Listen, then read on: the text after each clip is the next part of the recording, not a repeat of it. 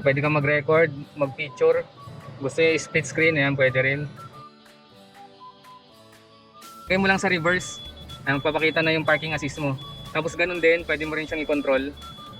Strap on lang pala itong mga lods, i-strap nyo lang. 1440p HD, ito yung camera niya guys. Nandito yung power on niya, memory card port, GPS, AV, up to 256GB yung supported ng memory card niya. 10-inch, large touchscreen. Tapos may smart, reverse camera assistance. May voice control na rin to guys. Voice control, voice recognition supports 9 voice commands. Easy control configuration at may built-in Wi-Fi. Dual channel recording, 24-hour parking monitoring.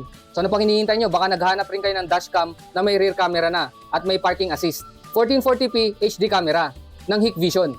Touchscreen, night vision, parking aid, split screen, app interconnection. 1440p adjustable vision, loop recording, dual recording, collision recording, scalable lens. Check out na mga lods!